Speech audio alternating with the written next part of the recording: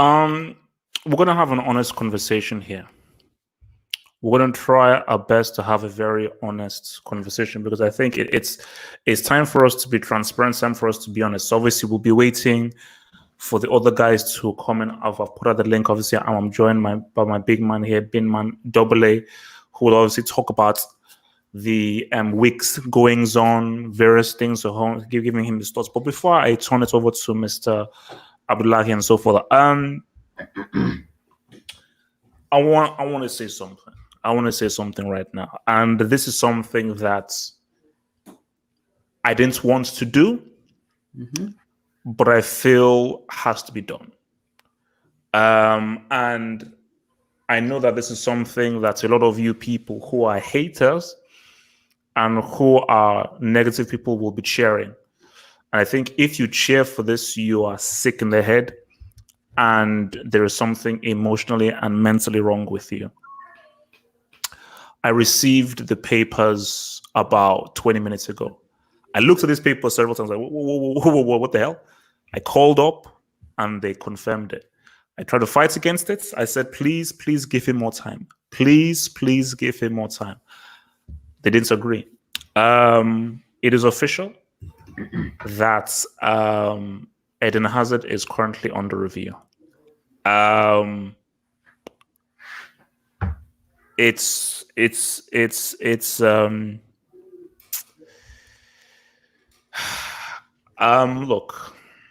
Well, I mean, I said we're gonna have an open conversation. I just hope that obviously I don't know whether some of the Hangout guys will be busy and so forth. I may even make this thing public. But I just want to give my honest thoughts here, and then I'll give over to your main man here, Double A. But let me just put this out there. I still believe in Eden Hazard. I still believe in his qualities. I still believe that he can do amazing things, special things. Oh wow, this is a blast from the past. That he is a blast from the past. Interesting. So I still believe in Eden Hazard. I still believe that he can do amazing things. But the beauty of the Brick Academy and the beauty of what makes me the greatest analyst of all time is that I've got to be objective. I've got to take away my personal feelings and I've got to be objective. And I keep on saying this, that the Brick Academy does not it does not really it does not favor anyone. It does not do favoritism. The Brick Academy is not prejudice. The Brick Academy is completely objective, and Eden Hazard is currently under review.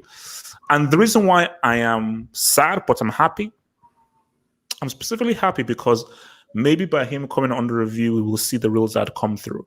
Now I get that he's still coming back from injury, he's still going through. I try to fight against it, but it is what it is. And obviously it will be confirmed tomorrow on the website where you will see Eden Hazard there, and he will be under review. Because again, that's why I just want to know. I want to know whether it's a case of, is his head in the game?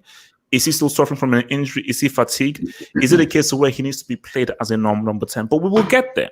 But I think let's first start positive before we go negative. I think positivity is always the very key thing. And that's why I learned during my times being a monk. Because I told you I live in Mazan and Nepal. And one of our monk teachings is start with positivity. Yep. Start with positivity because that's the best time to really go through. So I want to start with Karim Benzema, who is having quite an exceptional season. And people have called for me to make him tier 1. I think he's still upper tier 2. But for me, I think there's an argument where he could be tier 1.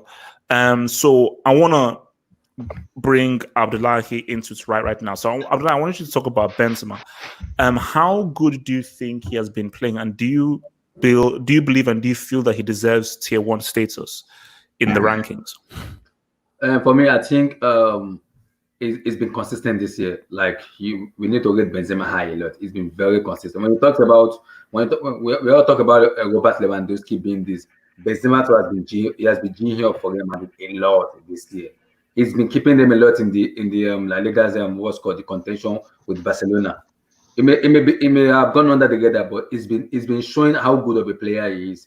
Now, from moving up to upper tier 2 to tier 1, you have to put him in tier 1 at the moment because he's in form. Okay, so you think he deserves to be tier 1?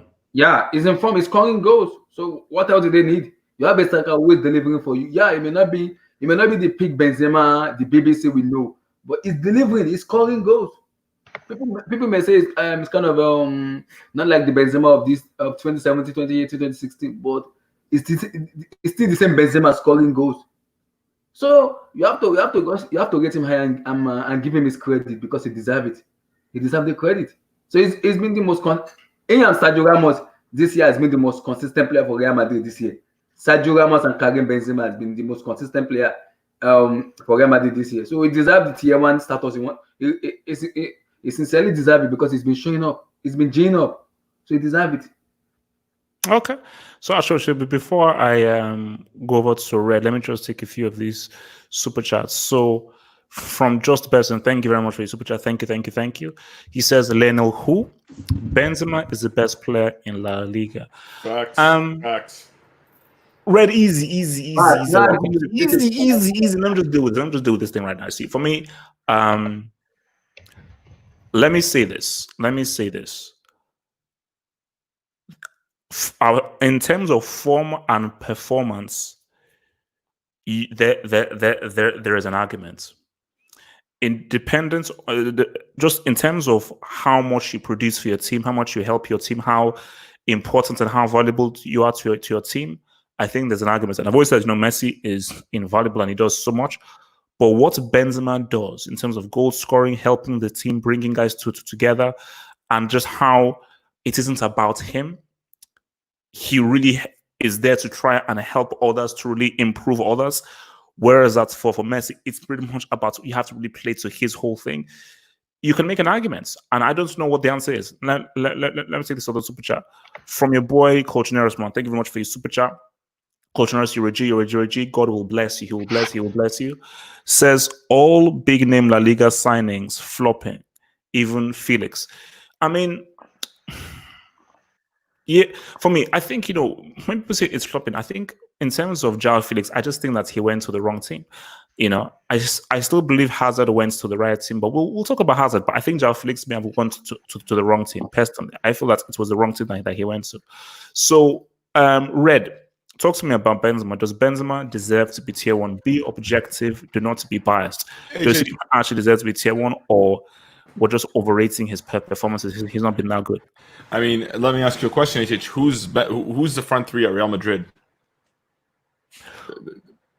Who's the front three of Real Madrid? Yeah, like what's our front three like this whole season? Like, because we're at the end of the season, we've almost played 30 games. Like, except in the Champions League, Copa del Rey. It keeps changing. It keeps changing, but who's the one constant? It's Karim Benzema. He's literally carrying that attack. Depends on how Benzema plays. If Benzema plays good, then we win. If he's off, then we lose. He carries that attack. He's the functioning cog in the machine. If you look at, let's say, for example, today, one brilliant move from him, and we were able to just get the goal and then grind out the win. Because it was tough for us today. We made it extra hard, even though we were in control, and but still, we could have made it easier by just scoring earlier on, but we weren't clinical. But overall, if you look at Benzema's performance this season, I really think he's been La Liga forward of the year. For this season of 1920, yes, Messi probably has stats on him. So do you think he's been more valuable than Ter Stegen? Forward of the year. When you get to different positions, it gets kind of tricky. It's very hard to compare a striker to a goalkeeper. And I don't want because Ter Stegen's been very vital to Barcelona. So of course I do rate what he does, but talking from a forward perspective, a player who's he's dependent on scoring goals and getting it done offensively. Benzema's been pretty complete in his stats and pass completion, his dispossessions. He doesn't get dispossessed. If you watch Karim Benzema, one thing that people don't pay attention is that you don't see him lose the ball. He always keeps the match. He always keeps Madrid's attack flowing, moving side to side. So when we're talking about when you actually watch him play, he's very complete. The way he drops deep, builds up, he'll shift to the left, shift to the right. If he's playing with Vinicius or Rodrigo, he's playing with kids. The one thing that yes, Messi has a lot of when you look at Messi's, let's say, stats, because you see his numbers obviously dwarf Benzema's. He has more goals, more assists, but when you look at his goals, he'll score 4 goals against Eibar, which, granted, that's an amazing feat for your overall legacy. But if you actually look at the importance of those goals, it's stat padding. Whereas Benzema will score a goal, but he'll score 4 goals in 4 games. He scored against Valencia, he scored against Espanyol, and he scored against forgot the name of the team, to be honest with you. But it's not coming to me right now. But the point is, he spreads out his goals. Wait. So what about this? Is interesting. So this guy says, where would Barca be if they didn't have Messi this season? So if Real Madrid did not have Benzema, where would they be this season? Would they be as low as 9? The second scorer after Benzema is Ramos with 8 goals, and like 6 of those are penalties, which is messed up. Like last season, Benzema, when he scored, he had like 20 plus goals. So wait, how many Gs does he have this season? I think he's at 24, 23. I'm pretty sure. I could check possibly. I don't know if it's updated, but yeah, he has 22 goals and 23 goals and 10 assists. Yeah, and 40 appearances. Wow. So that's like the point that I'm trying to make is that Benzema, like it's more spread out. It's he doesn't score a lot of hat tricks and braces, but if you look at his actual goals, they're more valuable. The points that he's winning, because these are the winning goals. Whereas Messi, he'll show up. Yes, he'll, like yesterday, 2 assists, and like if you compare those 2 assists, honestly, they don't compare to Benzema's assist. Like that's why stats. No. See, for me, Messi's assist was quality. It was quality. What Benzema did was from another. I mean, it was completely incredible. Like that's back heel, and the back heel was a colo, as in it went through those legs. That was absolutely amazing. Because see, people say, "Oh my gosh!" I mean, you're crazy to mention homeboy. I mean, how can you compare things to Messi? We're not comparing them ability-wise. We're not.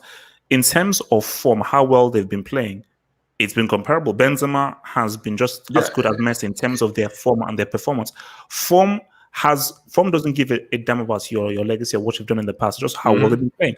Benzema has been playing incredibly well. So Red, so you're saying that he should definitely be tier 1. Is that what you're saying? Yeah. If the best player, if you consider him the best forward in La Liga this season, then he's tier 1 this season. Absolutely. I feel like he's earned the HH. And plus, like if you look at him consistency wise, for the past 2 seasons, he's actually carried Madrid's attack. Like last season, left wing we had Asensio, he got 1 goal. Right wing we had Vasquez, he had 1 goal. That was our front. That was our front 3. Like it was awful because Bale wasn't playing at all. So when you have somebody that's holding that like a club of the caliber of Real Madrid, he's performing in like undoubtedly consistently for the past 2 seasons. What more do you want from a striker? He's absolutely tier 1 style. Like in terms of forward, he's complete, passing, dribbling, shooting. He's getting the goals. He's selfless. He doesn't dive. One thing about Benzema that nobody can ever say about him is he's not a cheat. He's never dived for anything. He's never made excuses. Benzema has never ever went out on a press conference and thrown a manager under the bus. He's always accepted responsibility. He's honestly a model athlete. Yeah. So let me bring you to a boy. So Dada here, is your mic working? Dada here. Yeah, can you hear me? Hello? Yeah, Dada here. Long time no see, man. Yes, Long time no see, man. Where you been, man? Where you been, man? Old school, man. Just celebrating, mate. Celebrating. Oh. Okay. We'll get to Liverpool afterwards. Maybe we'll probably get to Liverpool. Okay, Let us focus on Benzema first. So, based on how well Benzema's been playing this season, would you say Benzema should be ranked tier 1, or do you still think that he's an upper tier 2 dude? To be honest with you, I agree with most of the things Red said. To be honest, in the last few seasons, Karim Benzema's contribution to Real Madrid has been very, very crucial. And even this season, you can see the goal contributions. I mean, I totally agree with Red when he says that he should be La Liga Forward of the Year, because when you look at the front line of Real Madrid, I mean, Vinicius is still young and still working on his finishing. Obviously, Hazard's had a poor season. You look at Isco as well in the front 3. So Benzema, for me, at the moment, I would say he is tier 1. Although in the past, I've obviously been one of his critics in the past, but there's no denying this guy's football IQ. I mean, the link-up play, the spatial awareness, his assists. I have to admit, Benzema is one of those strikers who is not appreciated enough. And I just think personally, even I was one of those guys who wasn't really fazed by him. In terms of like a natural striker who is a predator inside the box, obviously I would have the likes of Lewandowski, Suarez, etc. ahead of him in their prime. But Karim Benzema, I think, especially when Cristiano Ronaldo was at the club, I feel like he wasn't appreciated enough. You know, his link-up play, his contribution has been almost second to none. And it just goes to show, like, even when I was watching the game today, that I was just hearing the commentator constantly say, oh, Sergio Ramos was the next top scorer in La Liga for Real Madrid with 8 goals, and that for me goes to show how important he's been for Real Madrid's front line. And I just think Benzema for me, like ever since Cristiano left, so for you, I think we've seen his contribution. Yeah, I would say tier 1 just about if he continues in this trajectory. I think he's on 17 La Liga goals as well, so he could still catch up to Leo. But I think overall, I would say tier 1 because of what he's done for Real Madrid. Okay. So so super chat here from Martin Rosario, who says another crap take from HH on Zad. Nothing new, people. We're gonna talk about Zad. Okay, Martin, we're gonna talk about Zad. So you just relax there. Okay, so just pipe down, and just enjoy Miami and Florida. You sick man. So. Coming in sooner. Let me see. So, Mr. Bricklock, can you please talk to me about? Do you think Benzema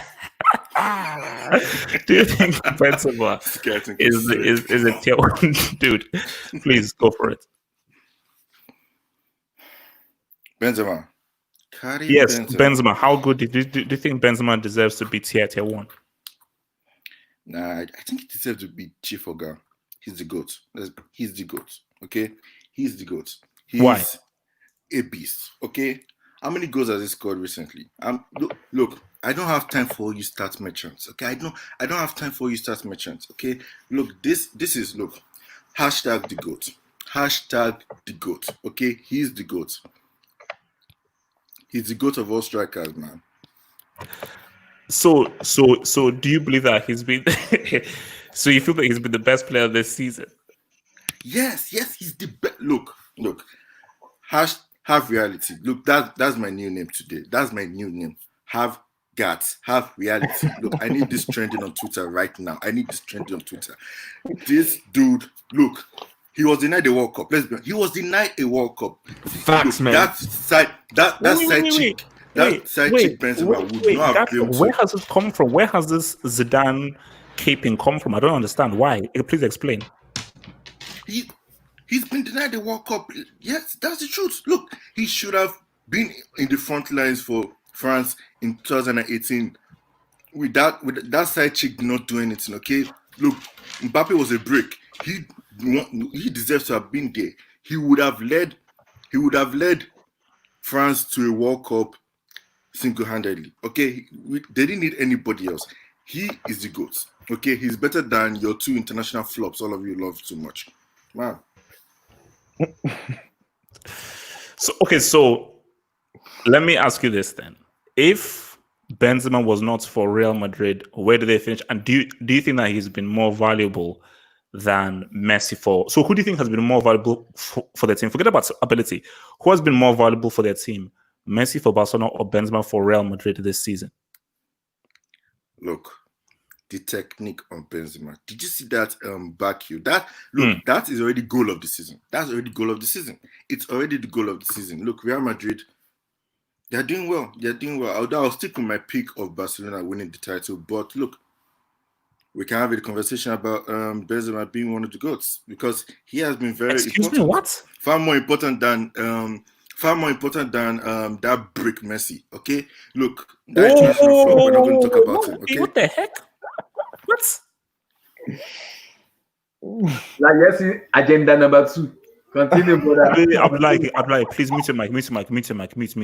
So let me just get this straight. So Gatlock, you're telling me that Benzema has been more valuable for Real Madrid than Messi for Barcelona this season? Of course not. Okay, now all jokes aside, look, Benzema, look, he's been G'ing up the season. Okay, he's been G'ing up the season, and he deserves to be, like Red said, forward of the season. But no, he's not been more important than Messi because look, Messi has been carrying Barcelona, man. I watched that game yesterday, man, against Celta. 2 assists, man. Without him, they lose that game. Simple. And Suarez, the guy pops in at some period of time during the season, but look, let's be honest, man. Benzema, look, I feel he's number 2 to Messi as an important player in that. Just to jump in on that, let's not forget earlier this season, Suarez didn't he score in 10 straight games? In some of them, Messi went goalless. Like also, when I'm talking about forward of the season, I'm also factoring in the fact that versus top sides, Benzema has more goals than Messi. He's been more consistent than Messi in that aspect. Like Messi does have some, like I think 6 or 7 goal contributions against the top 6 sides, but only 2 of them are actually goals. The rest of them are assists. And like I said, like an assist does not rank the same as a goal. That's why goal contribution I think is BS. Like goals are the most important thing. Yes, sometimes an assist can be meaningful when let's say it's like there's a burden like what Benzema did today with the back heel. But like for example, like Ronaldo's assist. Just so people don't think I'm just hitting on Messi, to Dybala like 2 games ago. That was, how does that count as an assist? That was a Dybala long shot, but they counted as an assist just because he passed him. That's meaningless. But he gets the goal contribution. So that's what I'm going on about. So okay. Benzema absolutely forward to the season. All Sorry, God. Like. So Munta, what about you? How do you Benzema this season? Do you feel like he's been? Do you believe that he's been more valuable than Messi has been for Barcelona? Forget about the ability. How valuable has he been this season for you? Yeah.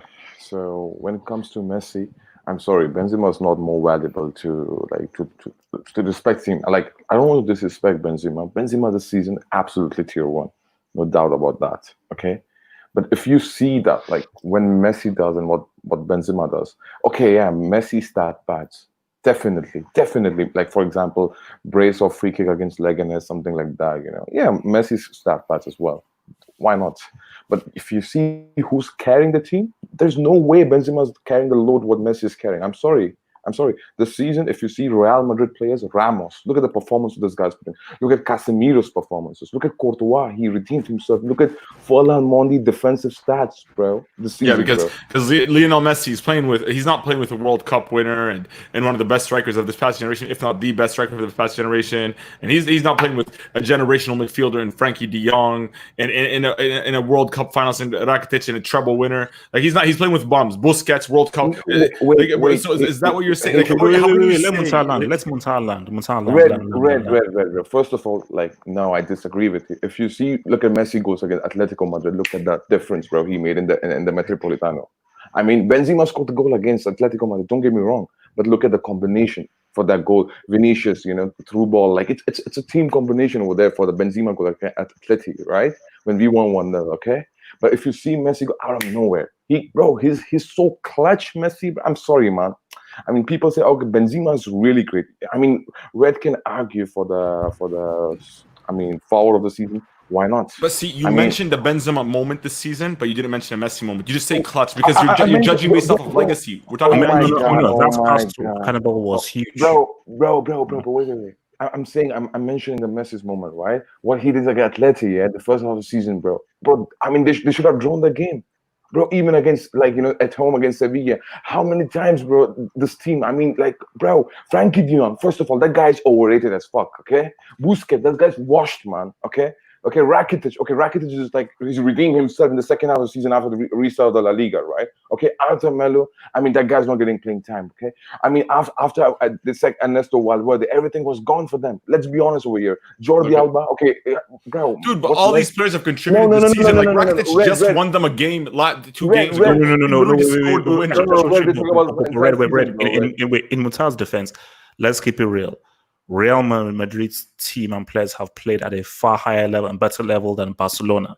So Messi has had to do a lot more work individually than Benzema has done because the team from Real Madrid have performed far better than Barcelona have done. Benzema is the center of the team. There's a reason why Benzema is irreplaceable. Why Zidane will never bench him because Benzema is the metronome. If Benzema is what keeps the glue together. Wait. But Messi is irreplaceable as well. Wait, Hatred, man. Let me explain my point, bro. Okay, because Red might take me into he might thinking okay, I'm hating on him. No, that's not true. Okay, Benzema is crucial. No, you're not hating. You're just saying wrong fact. Wait, let's land. Oh my God. Wait, man. Hatred, man. Okay.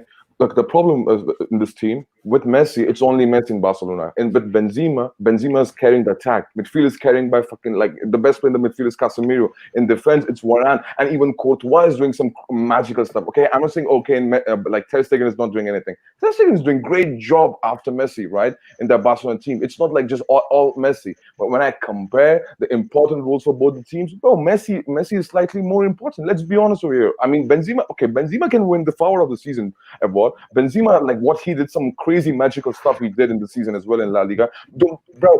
Don't forget that even like in Real Betis, did you saw what Benzema did a mistake? He drops deep. He made the mistake. He gave it a pass to the Sergio Canales, and we lost the game 2-1 before the pandemic. After we won the El Clasico, even though Benzema scored in that game, don't take me wrong, I'm giving him credit what he deserved, right? But he caused a mistake. We could have come with a draw in that game. Do you know that? But no, wasn't that the same game where Ramos cost us that game?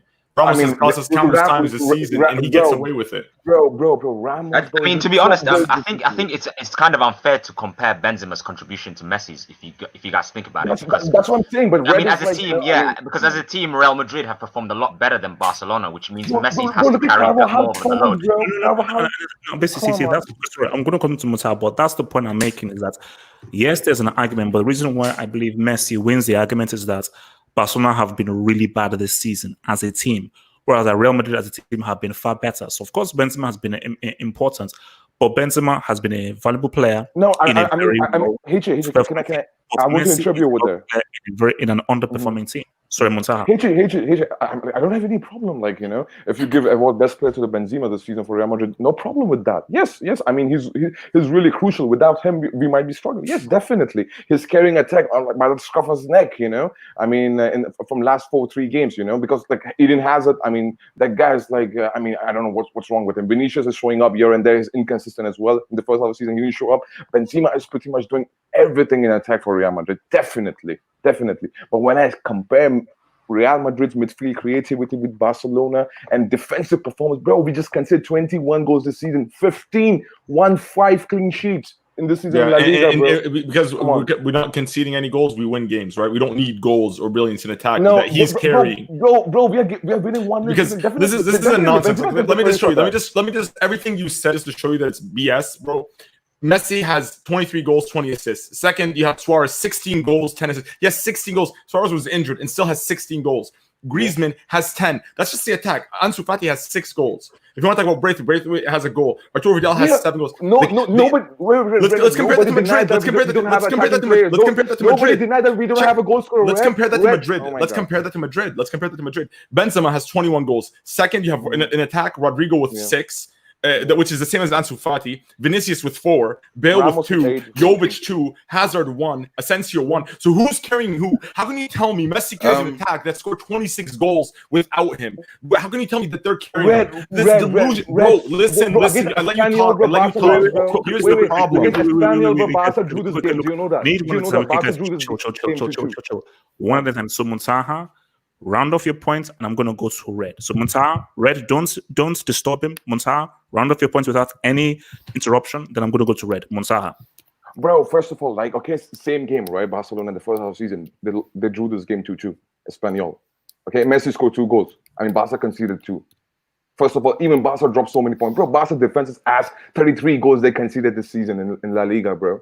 I mean, one of the worst defense in the season in La Liga, bro. I mean, let's be honest over here, okay? Forget about Champions League and all. Bro, Messi contribution, bro. If he don't score, if Messi don't show up, bro, I cannot see Barca getting, all those away points as well for like in some of the important games. Look, Benzema, definitely. He's the only our goal-scoring outlet this season, definitely. But our midfielders, bro, we have 20 different goal scorers this season in our team. Not 1, 20. The goals has been spreaded because we don't have a lack of goal scorer. We don't have a goal scorer. And the problem is what Red is trying to tell us, Benzema, look at 16, 17 goals, he's the highest scorer because he's carrying. That's not true because we are winning some games 2-1, 1-0. We can see many games we won this season in La Liga like that.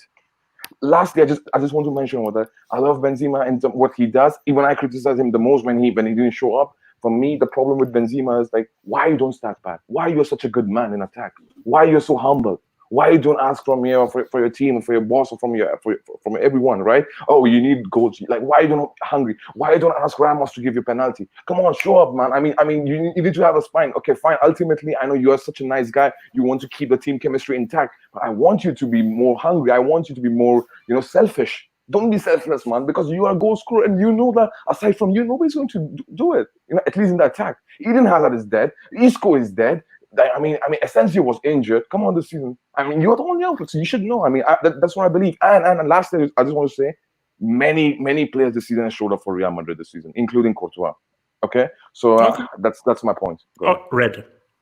Yeah, like I don't understand. Like, why aren't we rating what Messi's teammates are doing, their work rate? Like when we talk about Ter Stegen, when PK has been phenomenal. PK, unless only in 1v1 situations he can get exposed sometimes, but overall aerially PK has been solid. Positionally, he's great. His ball what's it called? The retention. Not only that, like distribution is very underrated. PK is an elite defender. Don't let anybody tell you otherwise. Let's not forget Arturo Vidal has been phenomenal for Barcelona. He may not play the Barcelona way. Maybe the purists might not like his style, but he's a phenomenal player.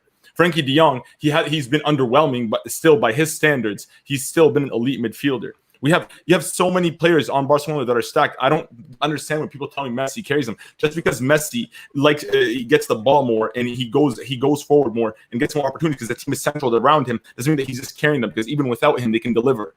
Without him, like I said, Griezmann, Suarez, they have so many other goal scorers. Their goals are spread out as well too. The difference is in Barcelona, they have consistent goal scorers and they're trident in attack. If Griezmann is off it, Suarez will score. If Suarez is off it, Griezmann will score. If both of them are off it, Messi will score. Yeah, no, Griezmann. Do you want me? Griezmann has double-digit figure in goal. Regardless of what you say, if we had somebody like that in Madrid right now alongside Benzema, we'd hold on, double H. Sorry, red. Hold on. You just said something about Benzema and how he spreads his goals and stuff, and that's how he's more effective in Real Madrid. Mm-hmm. You can't count Griezmann's goals because most of them just go to be like one braces. Match He's got irrelevant match. Like this dude is not clinical in the difference is, but here's the difference. Like today we won 1-0. Had we had another player that could just give us a stat padding session to really close off the game and kill it and be able to rotate and rest players, we could have done that. But today we couldn't rotate because I think Zidane only used 2 substitutions. He didn't use all of his substitutions because he doesn't trust other players around in the team. He feels like if we do a substitution, we're going to concede late goals. So he kept in the players that really have that momentum.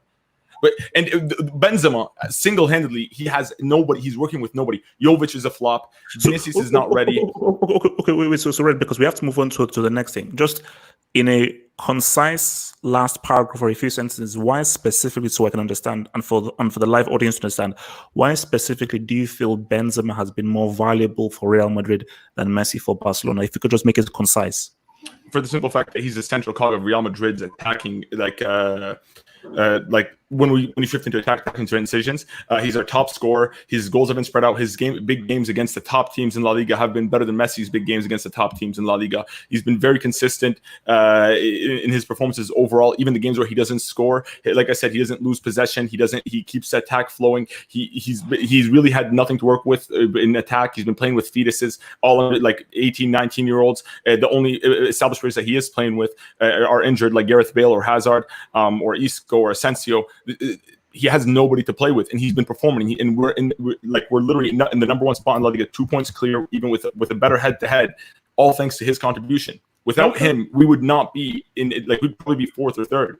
Okay. Oh my God, bro. Wait, no. Okay, we have to move because trust me, we will be here for ages. We have a lot of stuff to talk about. So, Mr. Homelander, thank you for the super chat. Says that HH, what was the point in Real Madrid buying Jovic? I think they bought him just to be a cheerleader. He has been a complete and utter flop for Real Madrid. Okay, come on. I don't think he has been giving that many chances, man. I don't think he's been giving that many chances. 10 minutes off the bench all the time. I don't really think he's been giving that many chances, to be fair. No. He's had enough chances. It's just not it. From the other side, at the end of the day, this is clutch time, and Benzema is literally the reason Barcelona will not win the league this season. #Benzema agenda. No, look, I said again, and I don't want to spend too much time on this. But I just do believe that you can make a debate. You can make an argument, but I just feel that, again, I don't want to, because we'll spend too much time on this. Even if we have the arguments, I still feel that Messi, at the end of the day, wins the argument. And from the real deal says that Cristiano has 23 goals and 5 assists. Benzema 17 goals. Cristiano is tier 1. Remind me again what league Cristiano plays in. He plays in what? The Serie A, a league in which a team has won it 7 times in a row. And from Dar X, who says Eden Hazard. Dabex, relax. That's just being harsh, bro. That's just being harsh. Eden Hazard. So, guys, before we go to our next topic here, guys, like the vid. We have over 200 guys in here. Like the vid, like the vid. It doesn't take you any few seconds. Just hit the like button. I would truly appreciate it. It helps with to put this video up in the rankings. Like the vid, support us. Everybody, do your own bidding, do your own part, and like the vid. Hit the like button, please. Please hit the like button. Hit the like button. Let's talk about Hazard. So let me just start things off because I know people are going to come for me and so forth. You know, I want to look past all the fat jokes, the eating jokes and everything, because I think I find those things boring. And my thing here is this isn't the same player that we saw in that World Cup semi, who balled in the World Cup semi. It is the same player that we saw for Chelsea. It isn't the same player who we saw against PSG in the last game before he got injured. Now, people may say, is it a case of he's leggy, he's too heavy, he's not sharp enough, he's been played out of position? I don't know. But this is just my suggestion here. I do feel that he is looking slightly heavier. And he is not, and I think that is because you can definitely still, he still has the touch. The first touch is there, and there's still moments that he shows you just how amazing of a footballer he is.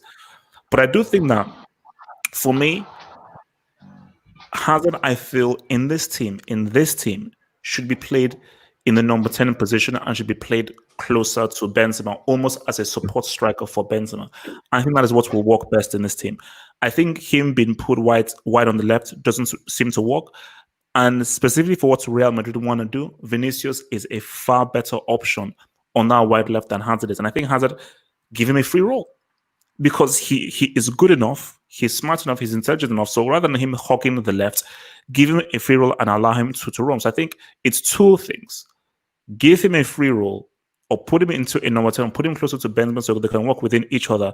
And as I look at just his body language and so forth, I just think that maybe there might be some stuff happening in his mind psychologically and mentally. So look, I'm willing to still give him a chance. Still give him a season, and I think he still deserves a chance. I don't think that he's going to do much against Man City, and I still believe Man City will beat Real Madrid. But it is definitely worrying because look, I'm not going to turn a blind eye like, oh no. He has not been playing to the level that I know he can play at. His touch is sometimes off. He looks a bit sluggish. He looks out of it. He's not really affecting the game in the way that he was constantly for Chelsea. So let me come to Mr. Abdullahiman. What do you think the Hazard problem is for Real Madrid, if you could try to dissect it? Make it stop a little bit, but I think the problem with Hazard is I wouldn't put it too much on. I would say it's a little bit overweight than when he was in Chelsea. I get that and I accept that. But I think for me, he's still not gelling up yet with that Real Madrid team. Only player that he gel up a lot with is with Benzema. The rest of those players playing with him doesn't understand the way he plays. Hazard doesn't hold on to the ball too much. Madrid players hold on to the ball way too much. Isco, number one player, he hold on to the ball too much. He's playing like Ronaldinho, like he can dribble everybody in the world. So Hazard doesn't do that. Hazard's playing one-two football. When he gives you the ball, he's already on the next place. He wants to give him the ball back, so he can do his dancing stuff and everything. That's kind of what Hazard play. The only player that understands him much better is Karim Benzema, who they kind of get along a lot because they kind of understand you, and the way each other play, they understand each other very well. But for me, the rest of the players doesn't understand the way he plays. Hazard doesn't need to play as a left wing. He needs to play free role. That's where it thrives a lot. He doesn't need to play. He needs to play free role for him to show how good of a player he is. Like I keep saying, I'm gonna give him this season because from Chelsea to I'm still gonna give him this season. After this season, I think. So you still believe that he can turn things around for Real Madrid? You still feel this was the right move for him? Yeah, this is that move. Because it's too many names. It's too much on Hazard. I just want to give him this season more to see how he's gonna pan out with him. After this season, I think if he doesn't improve after this season, the next season, it should be inducted, not even under review anymore. Okay. Red Hazard, man. What's been the issue? Man, like I really don't like to hate on Hazard, but like honestly, it's embarrassing at this point. Like he shows up to what was, according to him, his dream move, overweight. Like, and the thing is, what really why do you think that happened? Though? I mean, why do you think that happened, and why do you think that was allowed to happen? Because he came off of like a very high leaving Chelsea. Like, he got them Champions League football, won a European trophy. You know what I mean? He probably had a very good summer, got his dream move. He just, he was feeling himself. And honestly, you can't. The thing is, when you're a top competitor, you can't really lose that edge. You always have to maintain that killer mentality. And I feel like he sort of lost it a little bit. He felt that almost like, I made it. And that killed a little bit of his hunger. And right now, this season's actually it's good for him because it's a humbling experience.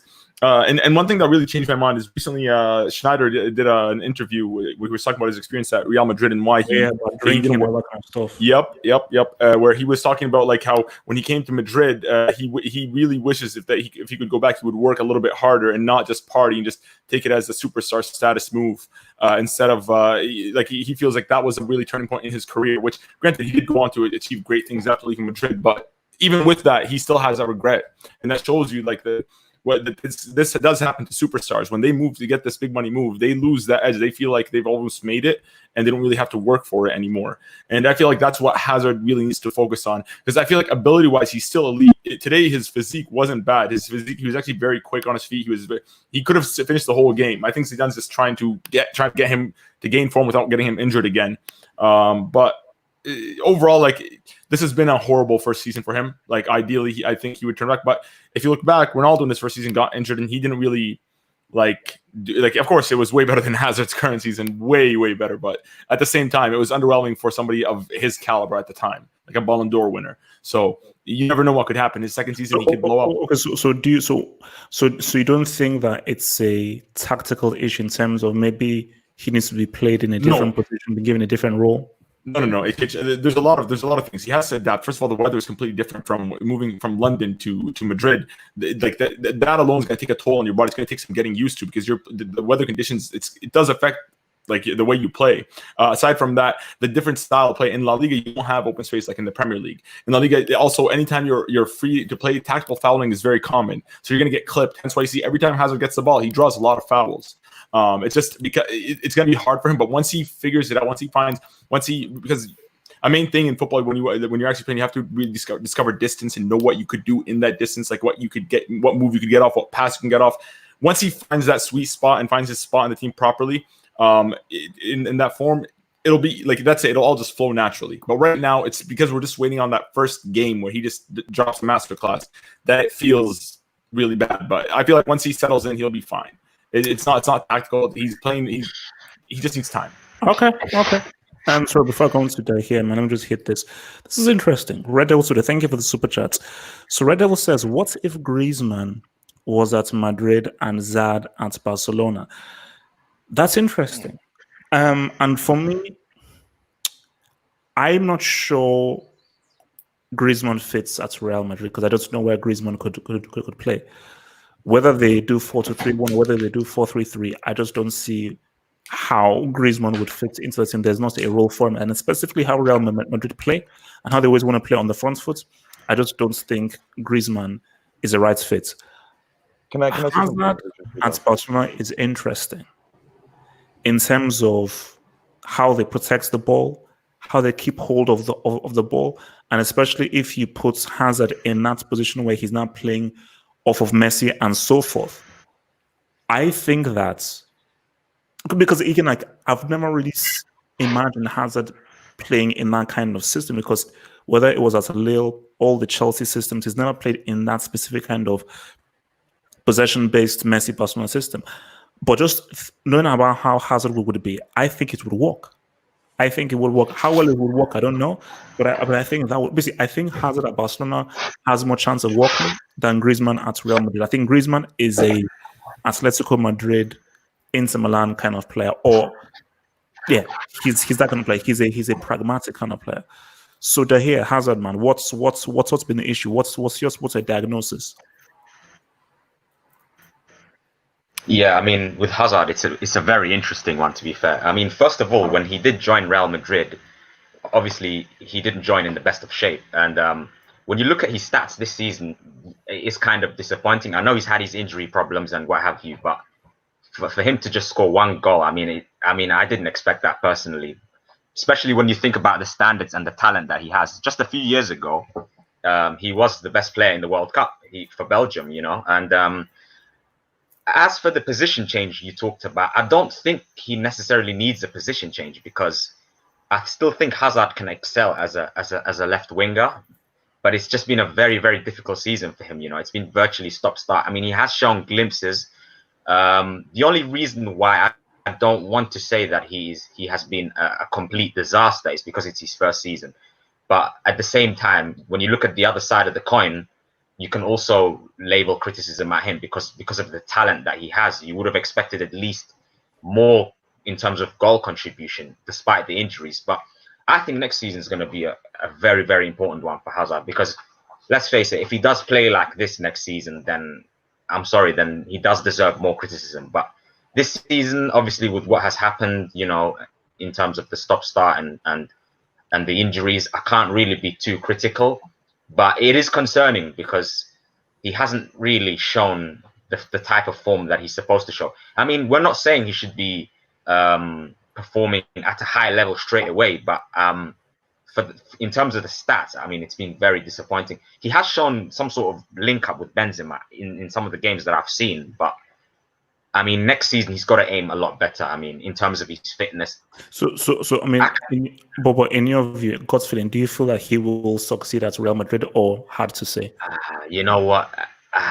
It's really hard to say, because when you look at Real Madrid, I mean, he does have hope in terms of like the system, because Real Madrid have top players around him. But I am not sure, because it all depends on his fitness. You know, if he can stay fit, if he can keep himself sharper and what have you, then he has a chance. Of course, he has a chance. But I just think he can't have another season like this, because it just wouldn't be good on his reputation. And at times I watch him and I think, has he lost that bit of you know, that physical attribute that he's had? You know, his dribbling is still there. I mean, the football brain won't go away, but it's just it's very concerning when you look at it.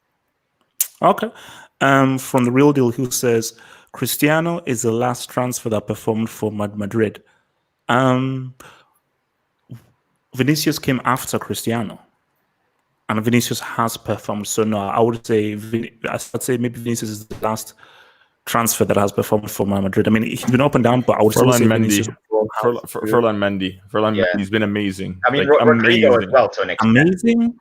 Mendy's bench Marcelo. See, like Mendy is like it feels like he's been playing at the club forever. It's his first season. Wait. Did Bill come after Cristiano? Oh, Bill came after Cristiano. Modric came after Cristiano. Like Cruz came after Cristiano.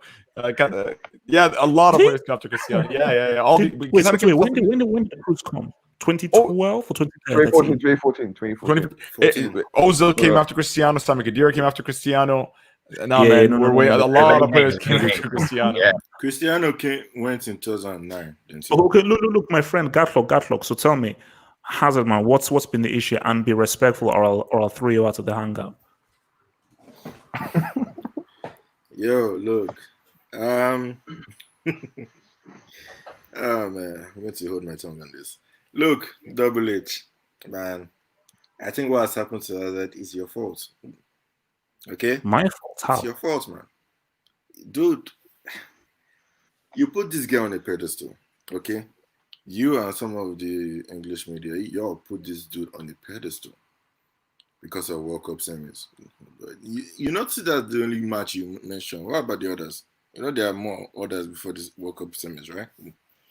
Now, look, Hazard is high, okay? He's cool.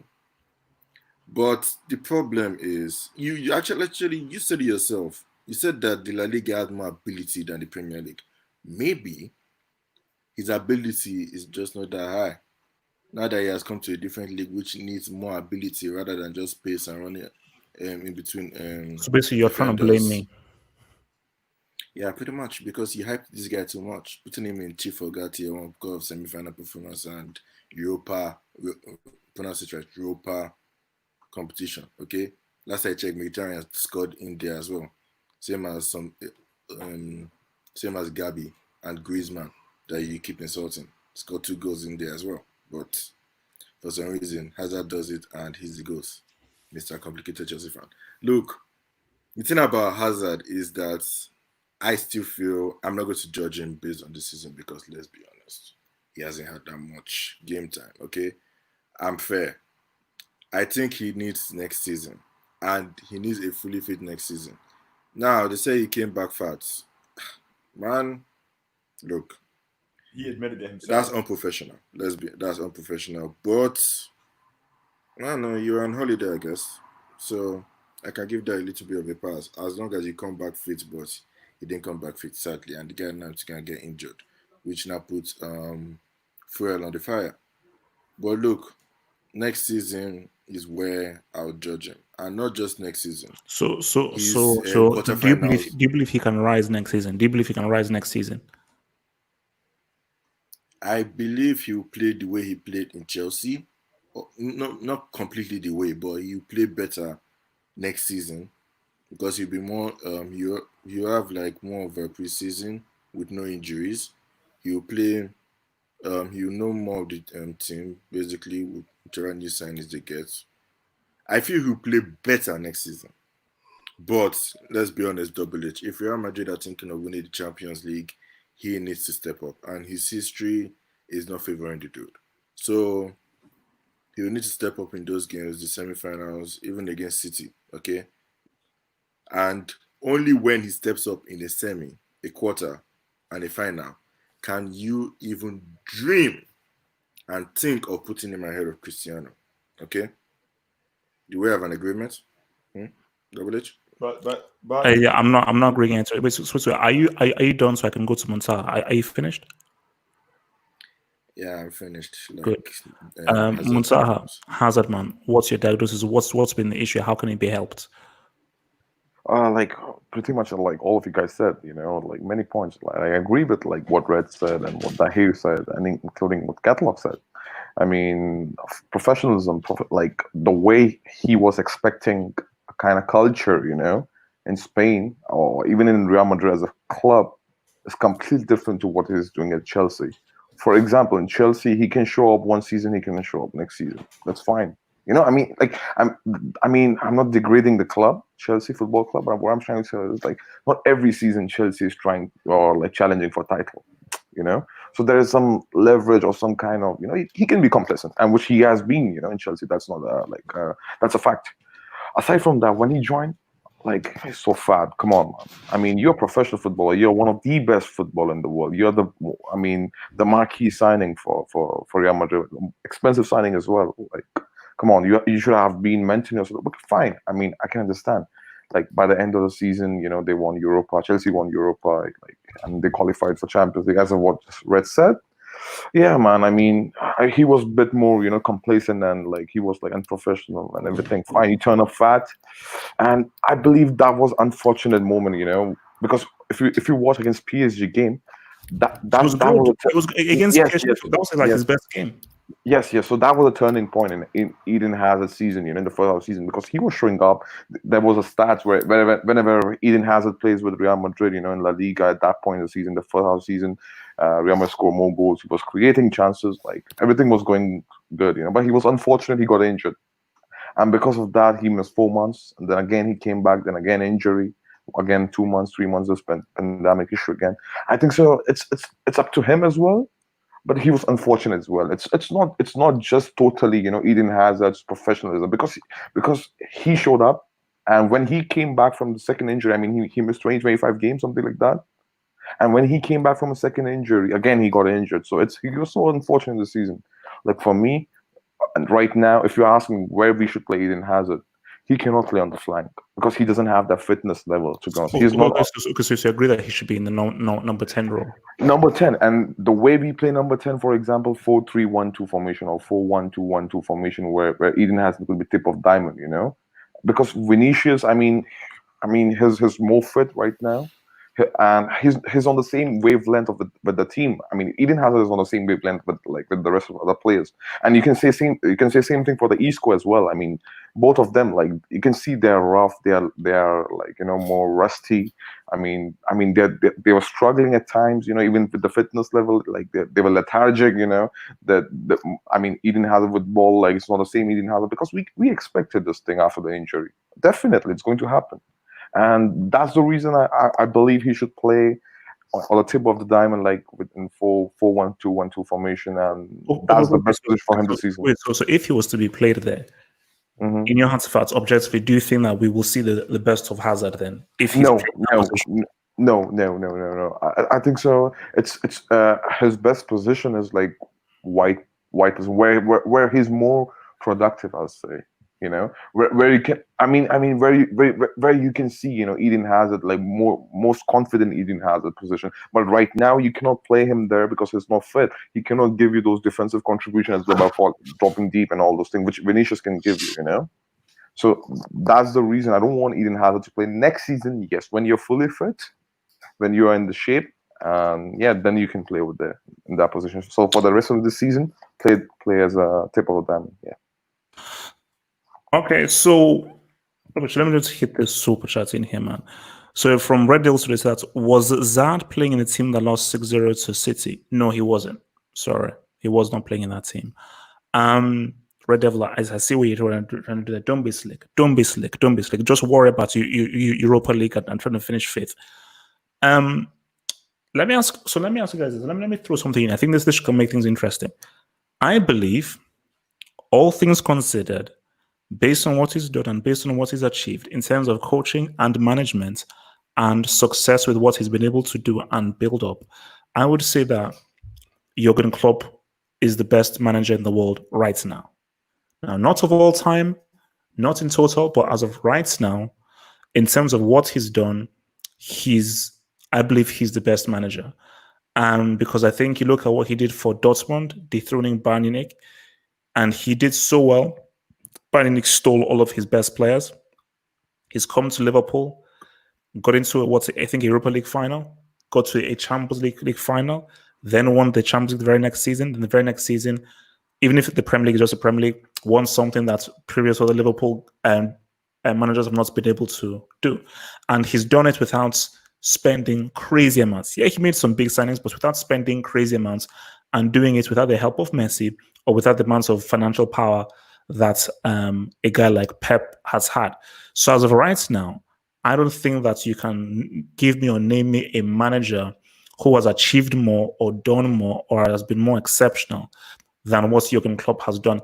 And specifically in terms of building a team, like organically, authentically building a team by finding right players and amplifying somewhat average players to as very good. I keep saying this to people. Trent under any other system, any other manager is an average dude from the road.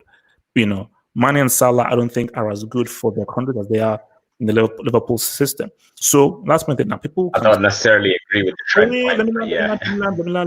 I'll give you guys the floor. I mean, people can talk about Simeone. I think he's a good shout. All the guys are a good shout. But I will still say, as of right now, my argument is for Jurgen Klopp. So, Mr. Abdullahi, would you agree that Klopp is the best manager right now? Or do you think there's someone else is a better manager than Klopp? Abdullahi? Okay. Red. Yes, hello? Yeah, so for Klopp, would you agree that Klopp is the best manager right now? Or do you feel that there's another manager that is better than Klopp? See, here's the thing. I do feel like right now he deserves Don't the say title. Zidane. Don't say Zidane. No, I'm not gonna say no, not Zidane. No, I don't think Zidane is up there yet. He's not proven it yet. He hasn't proven himself yet. But for Klopp, like I honestly think that he's the most deserving of that title right now as it stands. Just because of the fact that, you know what, he came to Liverpool. We've all seen the video where he said in 4 years' time we would at least win one trophy, and he delivered. He came in with a project. He had a set amount of money. He used a mixture of everything. Like he took his style. He also learned it and changed his style up to suit the league. He's developed players from the youth academy. He's also bought some really good buys. He had some big money signings. He had a good balance of everything, and he's really elevated Liverpool Football Club. Like he is now one of their all-time greats. That's how impactful his dynasty has been over the past 3 years. So I really do believe he deserves that best title. No, I do think I do think he has. I do critique Klopp a lot. I think that he has a lot of things that he does wrong. I don't agree with his post matches. I feel like sometimes he could come off a bit salty, and not that's not to critique him as a character, but like typically when you do something like that, you can hype up the other team, which makes them more motivated to come and really get a result. And I felt like he did that a little bit with Atletico Madrid, and I critique his style right there. And that's just because as a manager, you have to manage situations, not just players. You have to manage emotions and confidence and every like you can't just because sometimes when you're competing for these trophies, the pressure could get to you.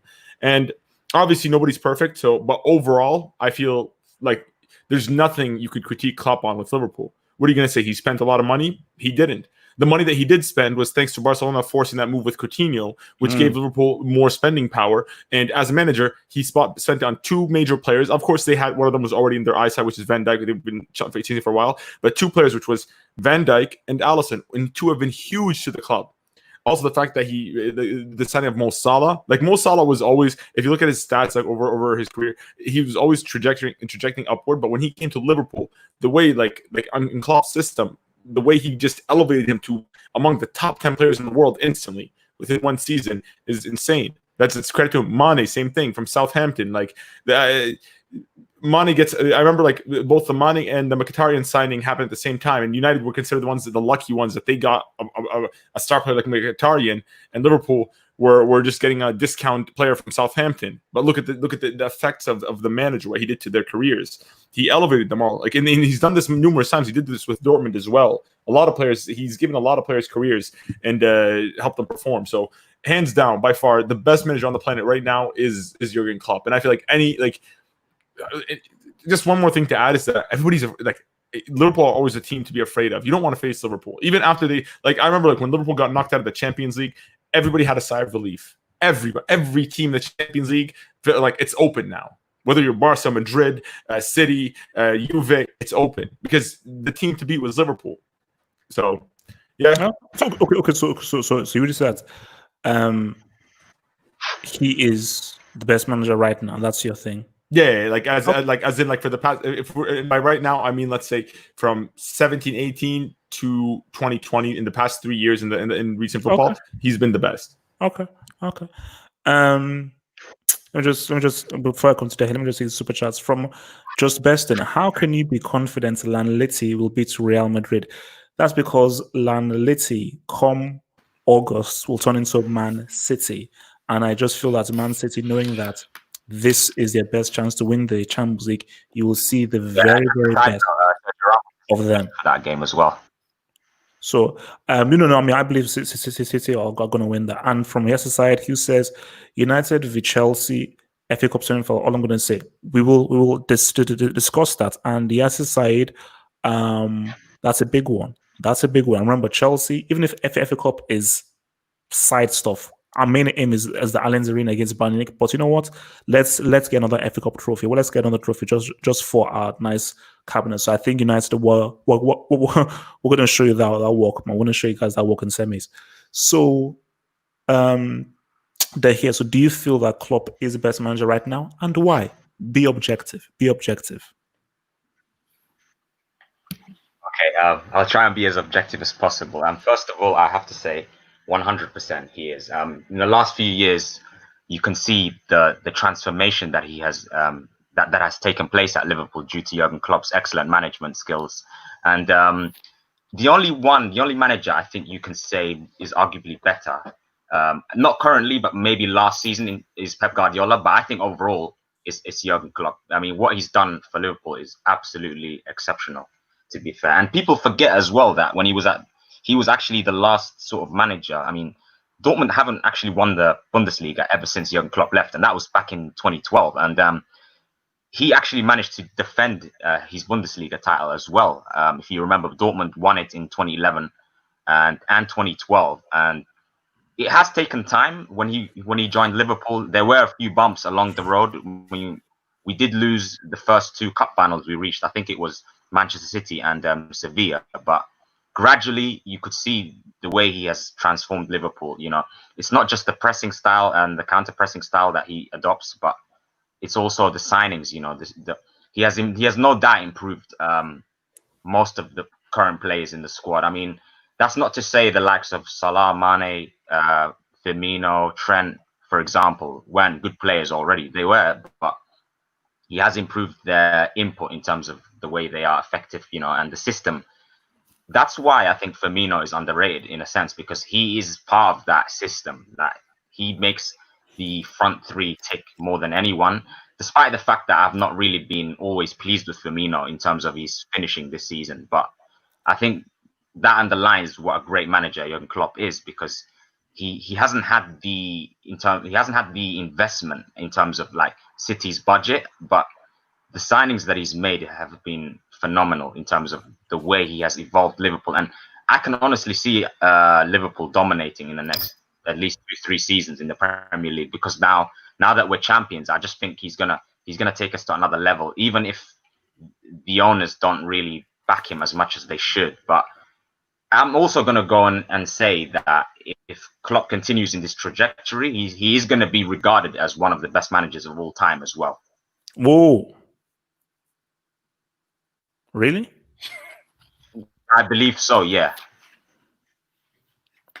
Okay. From Coach Neros, who says, imagine Real or Barcelona or Bayern under Klopp. Would be interesting. Honestly, though, if I could just say something will be about the this? same. The thing is Klopp. With Klopp, I think his style it needs time. And at Real and Barca and Bayern, you don't really have time.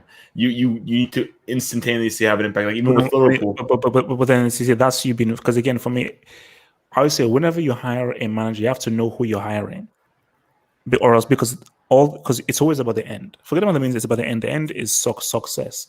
So if a guy says 3 years, I'm going to give you success, you're going to be like, okay, 3 years. If you're saying that no, we can't wait 3 years, then you don't hire that manager. Exactly. He will tell you in the interview that give me 2 years, 3 years, I will give you success, but I need at least 2-3 years. If you say no, I need success now, all right, I'm out. But isn't that a wise investment? That's okay. 1-2 years, we're going to be fine with no trophies, but third, fourth, fifth year, we're going to be one of the best in the world, and the trophies will be coming in through. Yeah, That's also very risky because you don't know if the person will succeed. Season was really that was the season where Liverpool qualified for the Champions League, and from there you could see the gradual improvement. I think that season isn't really spoken a lot. 17-18, 16-17 when 16-17. we 17, because we were not in any European competition that season, and Arsenal were still really hot on our heels in terms of like finishing in the top 4.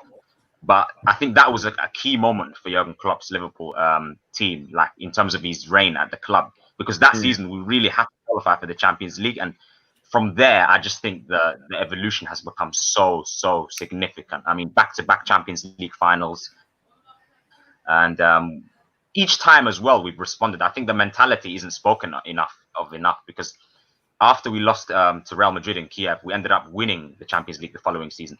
And that season we lost the title by a point. And again, we did the same by winning the Premier League by a landslide. So I think that the response, more than anything, just shows the character that this Liverpool side have, and that's personified by Jurgen Klopp. Yeah, and one thing also is like I also feel like with Jurgen Klopp, like him and Liverpool are a match made in heaven. Like it was right place, right time, right club. Like it just clicked. Like they came at a point where they were patient. He was able to establish his style and build up this team, because, like I said, this is why it won't work at other teams. It's not like you can just remove him anywhere. I feel like if he goes to one club that I'm interested in, I feel like Klopp, like maybe in his next move in career when his chapter with Liverpool ends, I would like to see him maybe go to Serie A. Maybe give a team like Inter, Napoli, or AC Milan a shot, or even Roma. Like I really feel like if he could probably implement his style, he could be effective there as well too. And those clubs also will be willing to be patient on him and give him time for his project. Okay, Ahmed, do you believe that Klopp right now is the best manager in the world? If not, who do you think is? I think it's definitely Klopp. I mean, just simply look at how far he's taken Liverpool. In 2016, Liverpool finished 8th and Arsenal finished 2nd. I mean, look where we are now, like how different good management, like how much of a difference it can make. Because, I mean, think about it. Salah, like other people have said, Salah, Mane, Van Dijk, they were good players before they were signed by Liverpool, but they weren't nearly as good as they are now. Salah and Mane were Ballon d'Or contenders after being signed by Liverpool. Van Dijk almost won the Ballon d'Or as a defender playing for Liverpool after being signed from Southampton. So there's no doubt for the player improvement, he's done that. When it comes to trophies, he's delivered. First title in 30 years, 2 Champions League finals, he won 1. He won the Club World Cup. I mean, you don't really count the Club World Cup, but he still did it where he had to. So I feel like you have to say Klopp. Because he's done everything, and not to mention, I'm pretty sure he's like one of the only managers in the top 4 to have a positive net spend, as in they've sold more than they've actually bought and they actually spent. I'm not sure if that's still the case after signing Minamino, but that's definitely impressive because he didn't have the same capital that you see with Pep Guardiola or other managers. He didn't have that same level of financial backing. So for him to do what he did, take Liverpool from where they were when he arrived to top of the league, top of Europe, kings of Europe, and you'd have to think there's potential for the future too, because if you look at all the players, they're all contracted to like 2022, 2023. So he could potentially become the greatest ever Liverpool manager in history. I mean, he's already knocking on the door of it. So soon enough, Klopp could definitely become a managerial legend with just what he's done with Liverpool, not to mention Dortmund. And someone super chatted, they said Zidane turned one of the worst Real Madrid teams to what they are now. I think we still don't have enough evidence of that because they still haven't won a trophy. Zidane still hasn't won a trophy unless you count the Super Cup, but that doesn't really count. He hasn't won a league or Champions League yet, and they're still struggling. It was a trophy over Valencia, Atletico, and Barcelona. We'll take it. Yeah, but when it comes to, because someone, I forgot who it was super chatted because it got lost in the chat, but they said it was Zidane because he turned Madrid from what they were last season to what they are now. That's still not. That's just 1 year. Madrid haven't proven anything yet. No, I mean, no, you can't put him on his level, man. So before I go to Abdullah, he said, says from Yasser side, super chats, thank you, bro. Says Zidane is the best manager. Haters will be haters. Patience, Yasser. Patience. It's very impressive, but compared to what Klopp is doing, it's not comparable. I think Klopp has achieved done far more with less. Remember, like how he's built a Liverpool up to be like this. So you have to give it to Klopp. Abdullahi, Klopp, is he the best manager right now? Klopp? Yeah, at the moment, for me, he's the best manager. I'm gonna put him in top 2 at the moment, even top 1 right now, because he's that good. Yes, because if you look at when Klopp took over in 2013 or 2014, when he took over that team, like he lost 2 European trophies, also, and also if you remember when he was in Dortmund, he won the Bundesliga with Bayern, including when Bayern Munich was competing week in and week out in the Bundesliga, and he still won it also. And he also defended the Bundesliga too. So when he left Dortmund, he came to Liverpool. Liverpool gave him the time to build the team he wants. When he first came, people was like, is he gonna be the worst manager? But Liverpool gave him the time to build that team. When in those teams, he has Karius. You know who Karius is in class? It should be in class W break at the moment right now. But Klopp kind of owed him. Then from there, step by step, the following season, he brought the player he wants that fit into the system he wants. So you need to, at the moment for me, like it's the best for me. People may say Pep Guardiola. Pep Guardiola hasn't done anything. I keep telling people we should not be into the basket of Pep Guardiola. No. We shouldn't be. No. Because you can't be spending money and see nothing to show for domestic stuff. It doesn't count anything. If you don't win any European trophy, I'm sorry. You're even in top 2 or top 3 for me at the moment. Because you can't spend tons of money and you can't still win anything.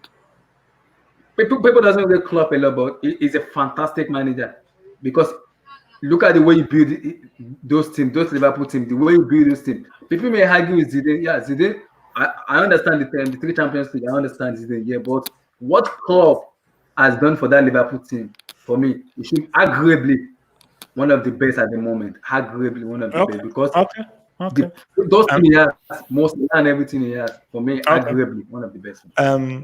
Munsa, Klopp. Would you say Klopp is the best manager right now, or would you give that title to Ole Gunnar Solskjaer?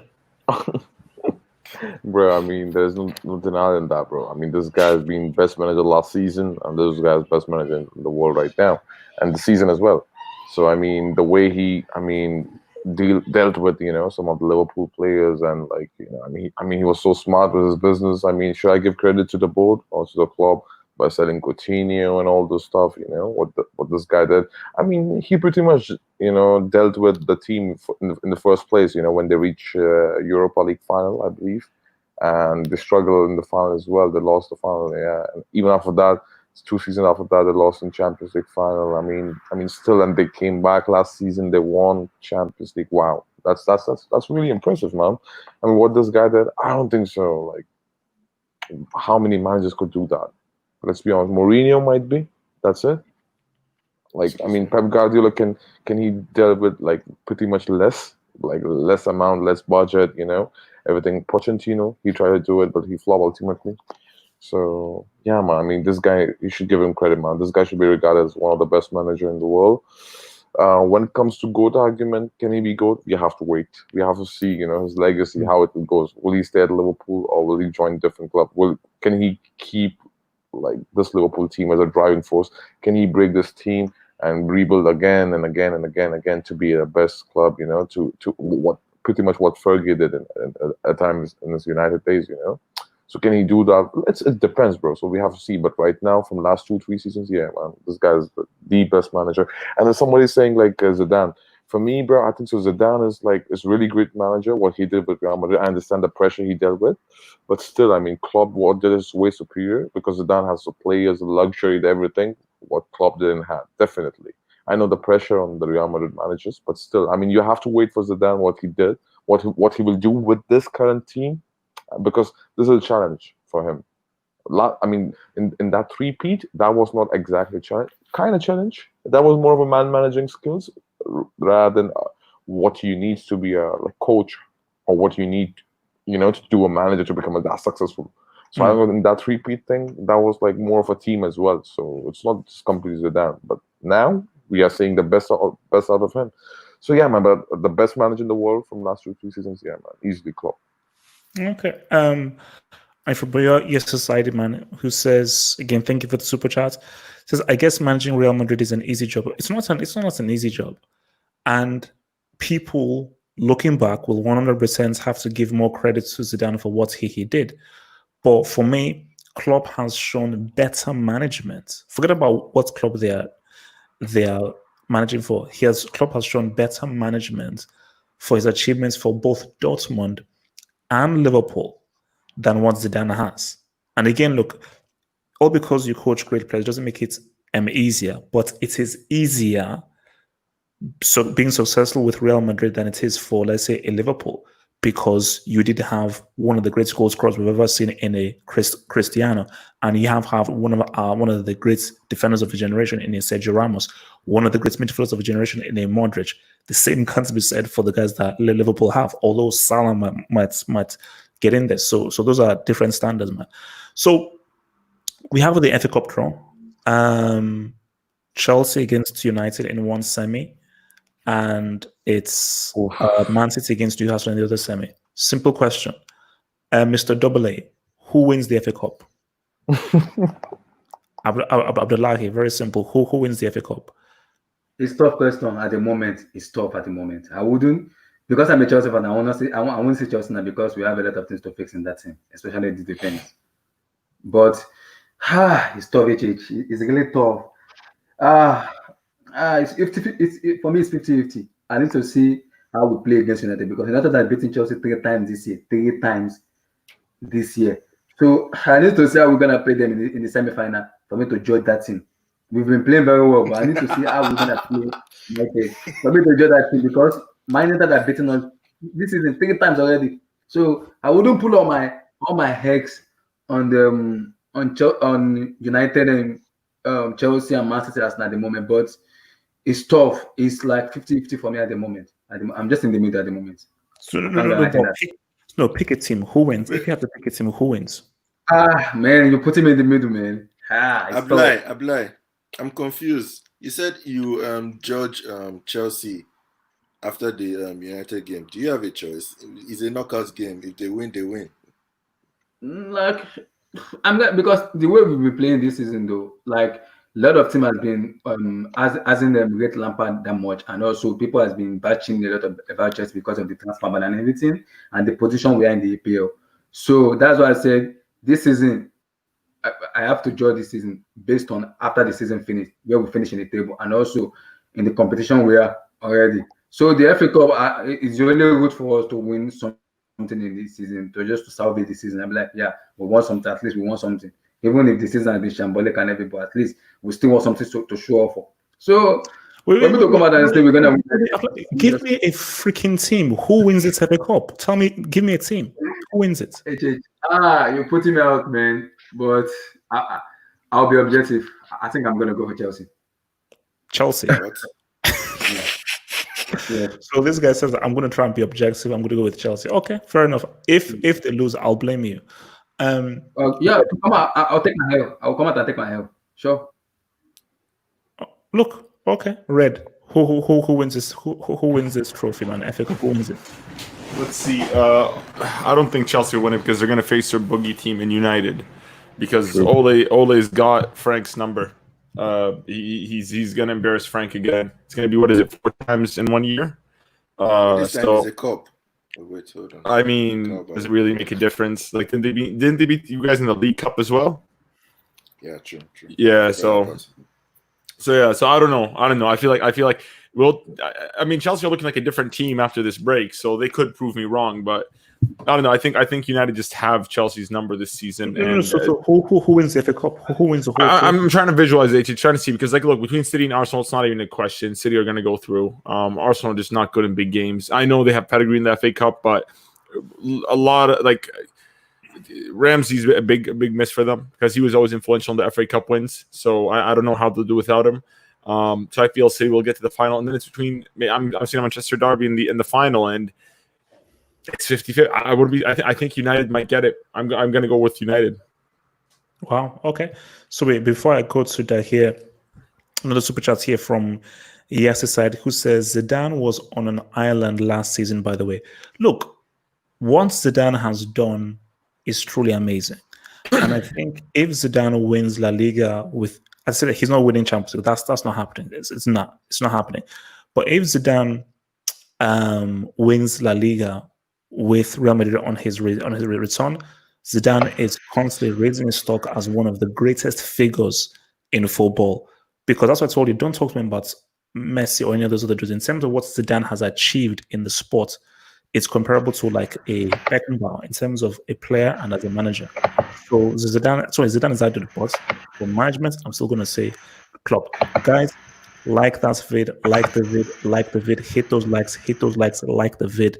If you've not liked the vid, please like the vid, please like the vid, please like the vid. Dahir, who wins the FA Cup?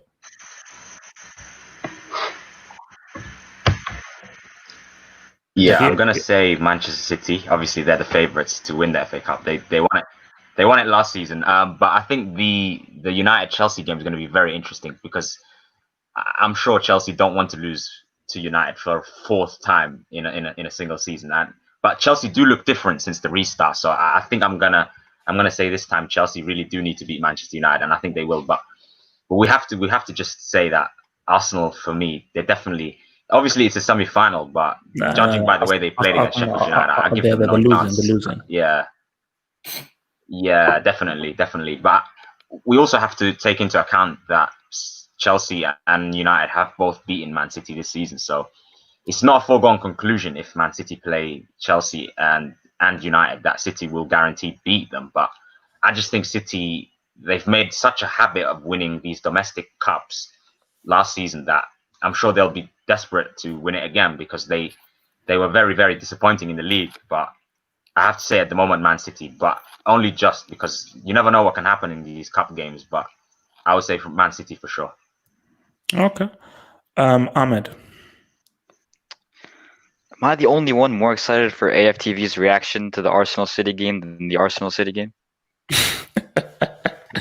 So are you saying that you think that they're going to get sacrificed as usual? As usual, that's what's going to happen. Unless City play their B team, then they'll just lose normally.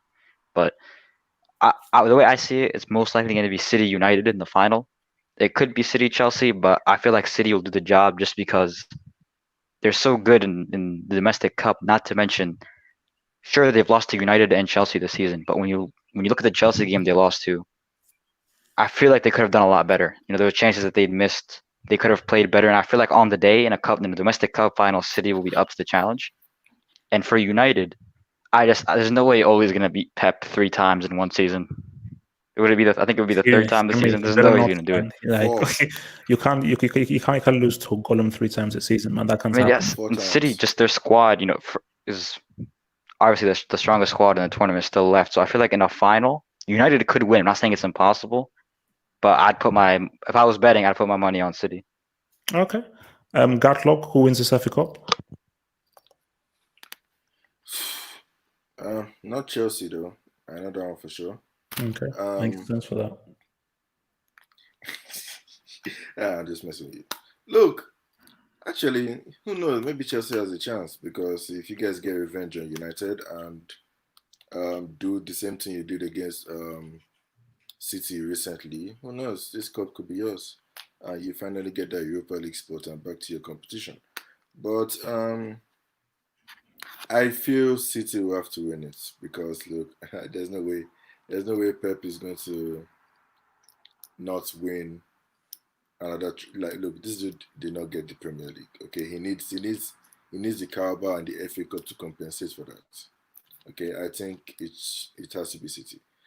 Look, United have a chance because Ole still needs a trophy, but I think it's going to be City. I don't think Pep is going to allow Ole to beat him 4 times this season.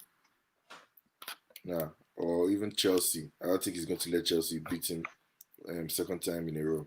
Nah, Okay. I think it's going to be Pep. Although it depends. When is Aguero coming back? When is Aguero coming back? Is he like going to I think he's out for the season, bro. Yeah.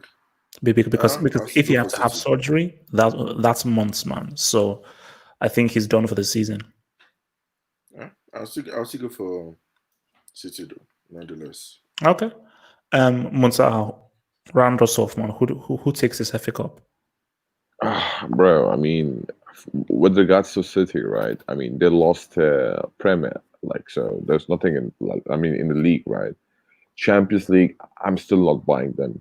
So I'm winning the Champions League. Might go through, might give tough time, might go deep into the competition, semi-final, something like that. But still winning the Champions League, I'm not buying it. So definitely, they're not winning the 2 big trophies.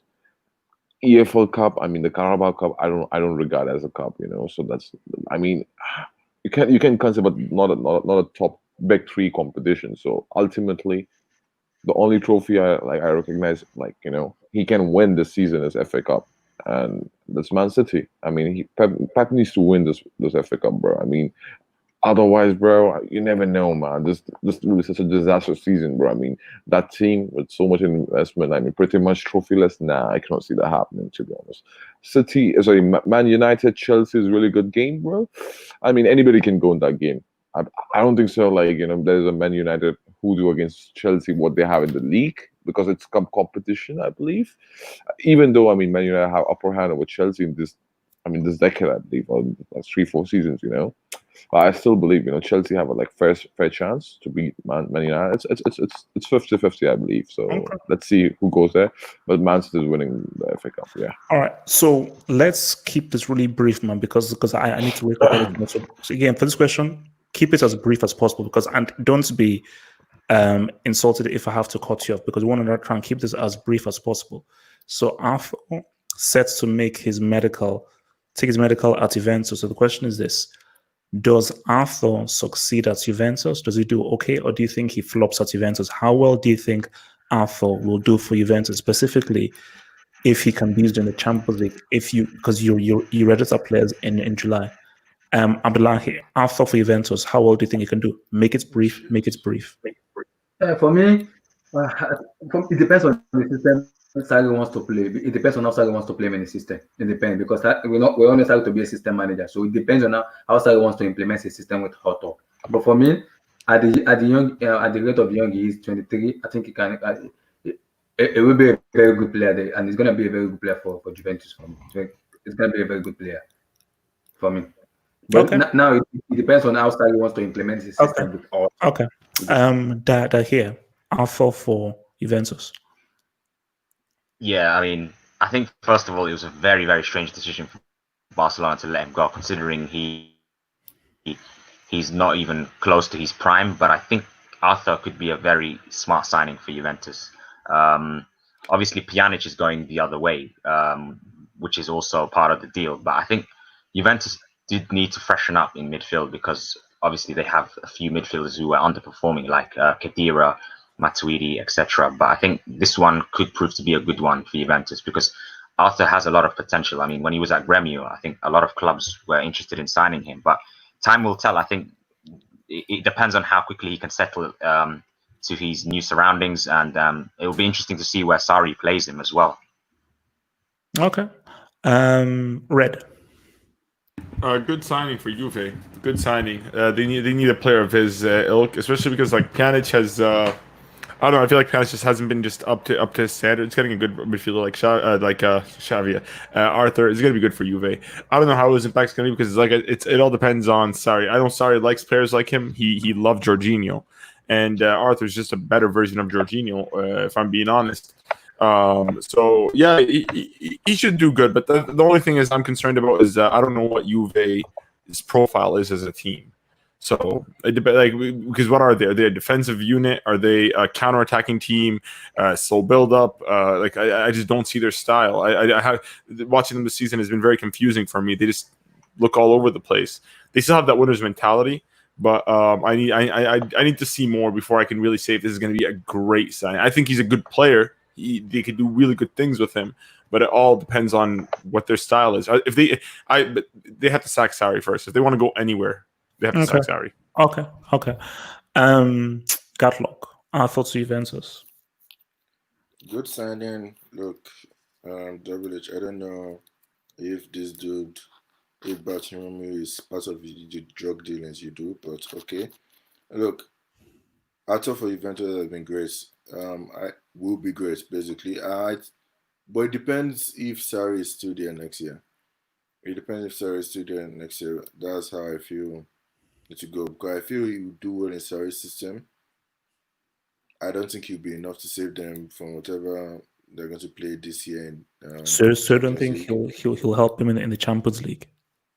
It would help, but it's not be enough. How many breaks are in there? Come on. I'm not surprised they even bought him. Like usually they go for old guys like 30 plus. I'm surprised they actually got him. And like Barcelona become the Spanish Juve. Okay, so do you think he will succeed at Juve or not? I think he'll do well at Juve. Success is a different scenario for me. But yeah, he'll do well. He'll do well. It depends. Success will depends on whichever trophies he wins. And I don't name multiple Scudettos. All right. Ahmed. I think as an individual, he'll succeed. And it'll be enough for Juve to win another Serie A or another two or three titles. But for the Champions League, I think they need more than just him. Juve is moving in the right direction with this signing, but they're going to need more than just him or a managerial change to actually win the Champions League. In my view. Okay. And Benzema, briefly, Arthur Juventus. Yeah. I mean, if you see, it makes sense for you. I mean, that guy's 24 years old and like he's young compared to Pjanic, is like 31. I don't know.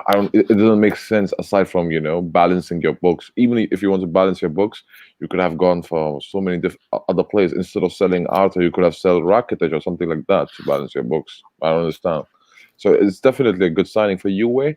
When it comes to Arthur and Champions League and everything, definitely that's not enough. What just Ahmed and all of these guys said, definitely it's not enough. So I mean, we have to wait and we have to see who's the next coach for Juventus. And yeah, let's see, man.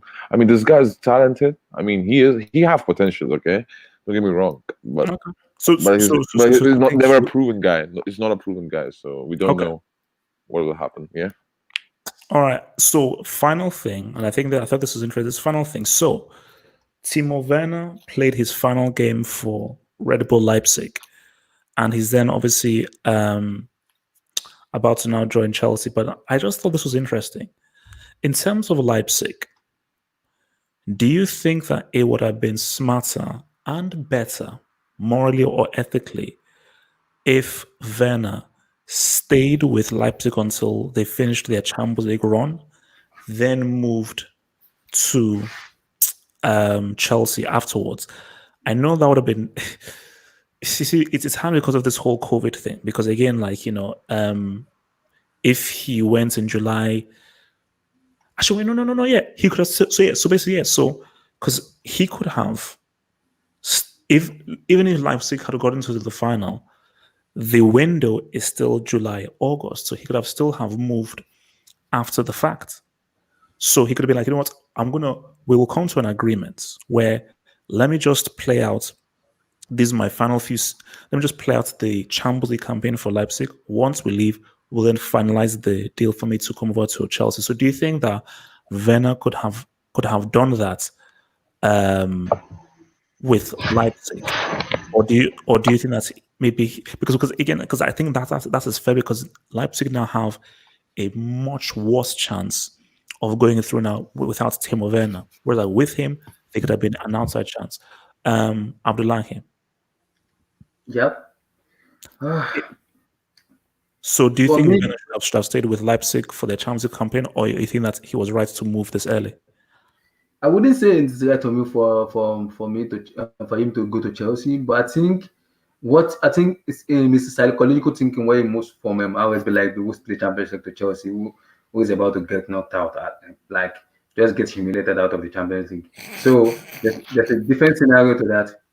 So there's a different scenario to that already. So, but for me, I think the decision is on Timo himself as a player. Is he because he's afraid of just staying like 1 month, not playing football, and just wait till August the Champions League start before he move, or just be like, I just want to get to know my new team, my new players, my new people, my new stuff, and everything, just to get myself accommodated with Chelsea together before the season begins. It depends on Timo Werner's decision, and when during the during the discussion about him moving to Chelsea, I think it's been about what they discussed that make him take the decision. Because according to what I read, the discussion was Timo Werner is gonna move in by July the 1st. He's gonna move to Chelsea by July the 1st. So definitely he has to withdraw himself from the Champions League squad just to move to Chelsea. Now this is what I'm kept. Is he gonna play for the Chelsea Champions League? I'm not sure. I haven't. All right. What's it called? Red. Werner leaving. I mean, I don't think they really. I don't think they're really ambitious enough to really think that they're going to go far in the competition. I think they're probably going to just like put in a different team and just go in. It's just shows me the lack of ambition coming from their club. Man, I see this a lot of Bundesliga teams though. The only elite team in the Bundesliga is Bayern, and that's it. Dortmund are a great team, but they always sell their players. And now Leipzig, you think that maybe over time, but do you think that Werner should have stayed with Leipzig until they got knocked out of the Champions League rather than leaving this early before playing the knockouts? I mean, yeah, like why not? Like he should have. Like why didn't he just stay and then like after this is all done, just go to Chelsea, commit yourself, sign the contract, but be like, you know what, we're gonna start this like after. Why do you have to do it the day the transfer starts? Like doesn't he want to also like add more to his legacy, compete with Leipzig one more time? Get that try. Maybe they could win it if it's one-offs. Any team could win it. Like, don't be surprised if Atalanta might just win the Champions League. It's a one-off game. Like this. The thing is, this Champions League. People say that. I hear a lot of people talking about asterisks around trophies this season. The only asterisk that's going to be around any trophy is the Champions League. Because for me, to be honest with you, I wish they actually just cancel the whole thing because there's not going to be a good metric for quality. There's only one-legged ties. It's neutral venue. One game, it's still fair. You could say that no, it's but fair and actual like a good judge is completely different things. When you say it's fair, yes, so they're both not at the definitive. But like how is it different from the knockouts in the Euros or knockouts in the World Cup or Copa America or Nations Cup? How is it different from that?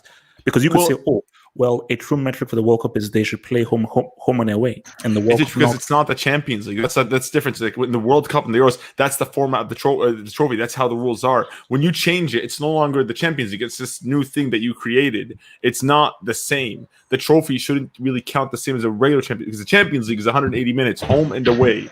The away atmosphere in a different country that plays a big factor. That's the real feel of the Champions League. When you change that, it's no longer the Champions League. Like honestly, I'm not even kidding. Like I take Europa League over whatever we're getting because like in one game, let's just say it's a grindy game, and then like this is a bad example, but Liverpool Atleti in the first leg, right? Liverpool were all over Atleti, but they just weren't clinical on the night.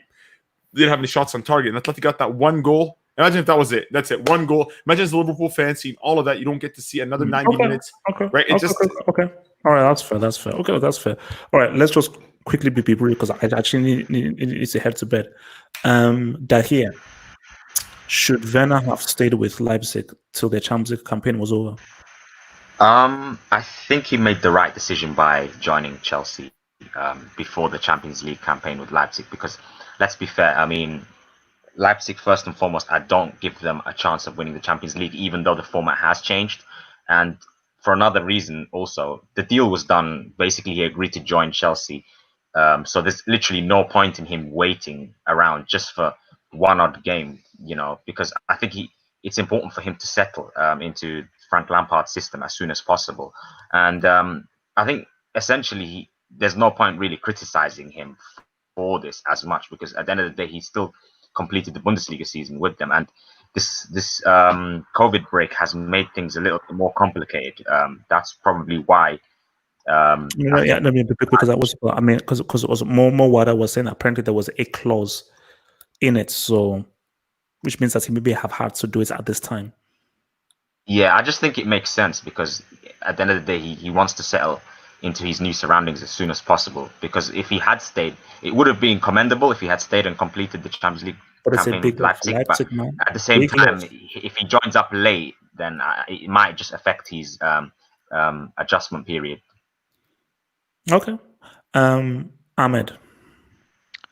I think if he could have, obviously we don't know all the details of the contracts and clauses, but if he could have stayed for the Champions League, he should have stayed, because Leipzig don't get to quarterfinals of Champions Leagues too often. So for him, just to even take them to a semi, if that's possible, would be a really big deal.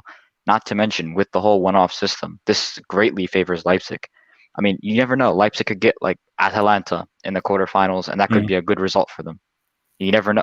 So I would have stayed, because you never know what could happen in a one-legged match, and it would be great for his legacy too. Because imagine if he takes Leipzig to a semi or even a final, how big that would be. Yeah. Okay. And so Gatlock, briefly, Werner, should he have stayed for Leipzig for the Champions League? One question: as it goes now, when will he be able to play for Chelsea? Will he be able to play before the season is over, or does he? Well, I'm thinking that he could, because you register, because I think he wanted to move because of the Champions League registration. So I think in July you can re-register for your Champions League squad. So I believe that he could be. How about Premier League? Yeah, Premier League as well. Yeah. So that means he can play the remaining games for Chelsea. I think so. I need to check, but I think so. If he can, then okay, that's cool. If he can't, then he should have stayed at Leipzig. That's as simple as that. Okay. So before we round off, so Shomon says Red's opinion on this would be different if Madrid were favored to go through versus City. Implicit bias. It's okay. So Red, is this biased by you? Are you saying this because Real Madrid are about to go out, get knocked out by Man City? Wow, I didn't know the gargantuan institution that is Red cost Sean $5 just over his opinion. Yeah, no, it's not bias, HH. Honestly, look, I know we're not winning the Champions League either way. Bayern are better than us, or even City. Watching City against Chelsea, I thought that we maybe have a chance, but I don't think we're really competing in the Champions League, so it doesn't really matter whether we were in it or not, because it's one-off anyways. So, going against City 1-0 down, one goal, and we're back in it. So it doesn't, I don't get what you're saying.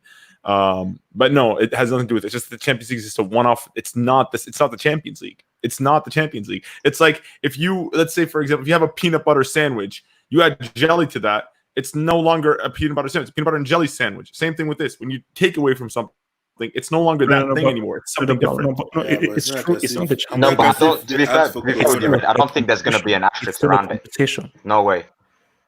Yeah, Pardon? Yeah. Man. You're still playing the same teams. No, they're going to give you the same trophy. It's still the Champions League. Oh, you could say that, but here's why they call the European competition the Champions League. Why they changed the format in the 90s? Because it's a different thing. They changed the rules. No, but you have to understand the format had to be changed because of the pandemic. It had to be changed. You're missing the points here. Mm-hmm. For example, wait. Let me give you an example. If, let's say, in the World Cup, they then did it for one World Cup. They did it over 2 legs. So let's say Argentina and Brazil. You play in Brazil and you play in Argentina. Different format, but it's still the World Cup. It's still you're still facing that team. So if they were to rebrand the World Cup and let's say, for example, you know what, we're going to make this like that, then yes. But if not, if it was just like a one-off, then no, it's not the same World Cup. It's not that same trophy. But right, at the end of the day, it is still PSG against Bayern. Okay, you're not playing in 2 legs, but it's still because if you think about it, it balances itself out. You're playing it's like away goes. So either so on one hand, it's I play in my crib, you play in your crib, but this one's like no, we play in a neutral ground one-off game. It is still the same thing, but even if it's a different format, it is still the same thing. It is still Bayern against PSG. Let's see. It's still elite content. Don't get me wrong. I still want to watch that. I do want to see these big clubs clash it out. But for example, for me, a big reason why I enjoy like the NBA is because you have a best out of 7. You get to see these teams play over and over, and that way you will have you'll come to a conclusion that this team is clearly better because out of 7 games they're the best. Same thing when it comes to the Champions League. It's about away goals. It's not just about you just winning 1-0 or and then parking the bus. No, because you want to get as many goals as possible because the second leg it could be completely different. It forces teams to adapt differently and to change, and it just brings out the best in managers and showcases. Okay, let me ask you. So, would you want the Champions League final to be played over 2 legs? No, the final, no. A final should always be like a one-off because at a final at that point, these are the 2 best teams and they're going head-to-head.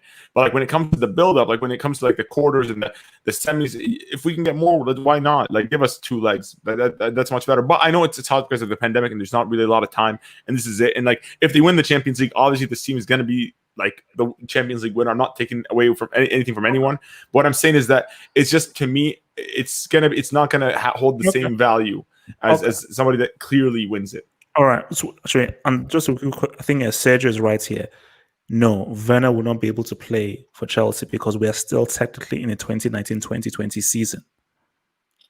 So and I think that will also apply for the Champions League as well, because you've already registered, because you have 2 registries at the beginning of the season and before the knockouts begin. So if you miss those registry points, then boom. So yes, so he will be ready. He's going to be registered for the next. Season. I get it. He wanted to come in so he can be in time to be registered for the Champions League, because I think there is a window for where he can be registered for the Champions League squad, and he didn't want to miss that window to be registered for the Champions League squad for the next Champions League season, not this Champions League season. Yeah, I think that's the right one. And from Bidiko says, no, Chelsea win things, Leipzig don't win anything. Thank you for the super chat, Bidiko. But my thing about it was, it's about, well, you could be historic. Yes, you've scored the most goals for Leipzig, but you could be the one player who was able to turn things around for Leipzig. And imagine if you led Leipzig to their first ever Champions League victory. You'd be remembered forever. Guys, it's all good. Peace out. Stay true. And I'll see you guys on Tuesday. Well, we'll see you guys Monday for the football dog, but we'll see you Tuesday for Barcelona against Atletico. Big, huge game. Peace out. Stay true. Peace. Peace out, guys. Become a Football Hut member and gain access to cool emojis on the live streams and get access to new YouTube content by clicking the join button here. And to view that new content, head over to the YouTube channel homepage and click on the community tab over here.